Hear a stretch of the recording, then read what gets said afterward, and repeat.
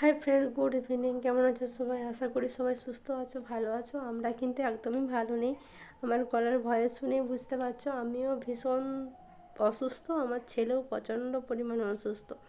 আমার যাই হোক জ্বরটা এখন কেটেছে, আমার সর্দি আর কাশিটা রয়েছে, কিন্তু ছেলের একদম জ্বর কাটছে না, আর সর্দি কাশি তার সঙ্গে নাকের মধ্যে আবার ব্লিডিং হচ্ছে।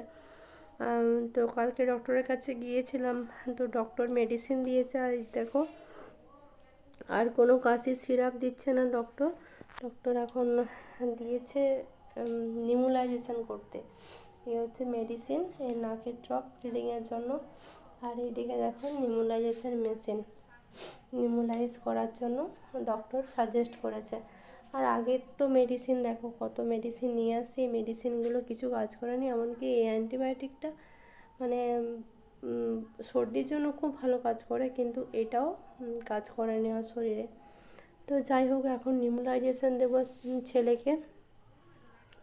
আর এদিকে দেখো ছেলের জন্য, ছেলে তো কিছু খাবারই খাচ্ছে না। এদিকে দেখো খাবার বানিয়েছিলাম, কিন্তু খাবারটা প্রচণ্ড গরমের জন্য আমি খাওয়াতে পারিনি।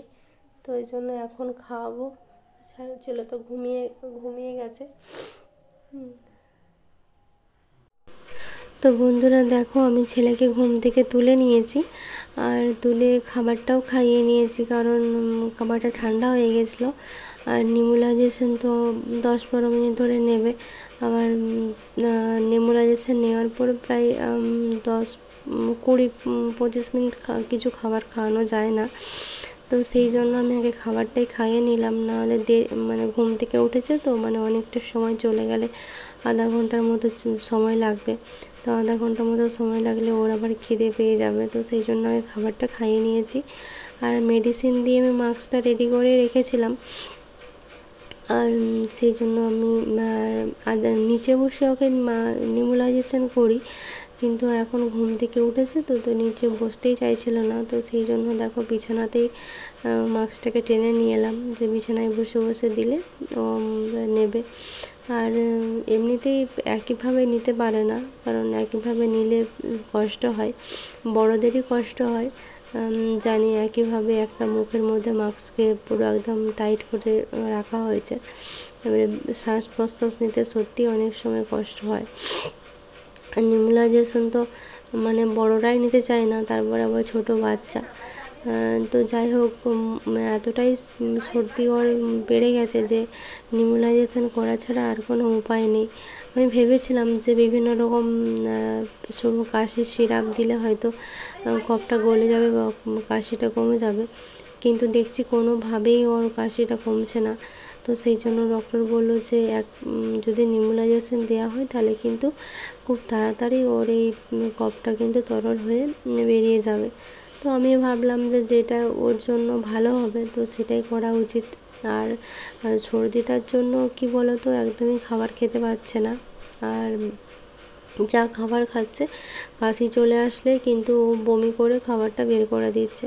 আর এইভাবে হলে তো ওর শরীর আরও বেশি দুর্বল হয়ে যাবে। আর এমনিতেই জ্বরটা খুব খারাপ, মানে স্যার বললেন যে এটা ভাইরাল ফিভার, তো এটা সারতে একটু সময় লাগবে। যাই হোক, আমারও হয়েছে। আমার আমার তো স্যার বললো যে তুমি একটু সাবধানে থেকো, ওর কাছ থেকে একটু দূরে দূরে থেকো, কারণ তুমি তো বড়, তোমার রোগ প্রতিরোধ ক্ষমতা একটু বেশি, আর ও তো ছোটো বাচ্চা, ওর একটু কম। যতটা পারবে ওর কাছ থেকে দূরে দূরে থাকবে। আর দূরে কী করে থাকবো, আমি তো মা না, আমাকে তো সব কিছু করতেই হবে। তো যাই হোক না, ও ঠাম্মি সব কিছু করে দিচ্ছিলো। তো দেখতেই পাচ্ছ ও নিতে চাইছে না, ছটফট করছে। তো যাদের এরকম ছোটো বেবি তাদেরকে একটা কথাই বলবো, খুব সাবধানে রেখো, কারণ এই ফিভারটা খুব খারাপ, মানে এত শরীরকে দুর্বল করে দেয়, একটা বাচ্চার মধ্যে সমস্ত এনার্জিটি নষ্ট করে দেয়। বাচ্চারা খেলার ইচ্ছে, কথা বলার ইচ্ছে, সব কিছু। আমার ছেলে তো এখন খেলছেই না, ও সারাদিন শুধু খেলাধুলা করে, কিন্তু এখন খেলছেই না, সারাক্ষণ শুধু শুয়ে পড়ছে। তো সেই জন্য সবাইকে বলবো খুব বেবিকে খুব সাবধানে রেখো। আর সবাই সুস্থ থেকো, ভালো থেকো, সাবধানে থেকো। আর যদি ভিডিওটা ভালো লাগে অবশ্যই লাইক কমেন্ট শেয়ার করো, যাতে তোমাদেরকে আরও অনেক অনেক সুস্থ হয়ে অনেক ভালো ভালো তোমাদেরকে আমরা ভিডিও দিতে পারি। আর একটু প্রার্থনা করো যেন আমার ছেলে খুব তাড়াতাড়ি সুস্থ হয়ে যায়, কারণ ও প্রচণ্ড অসুস্থ।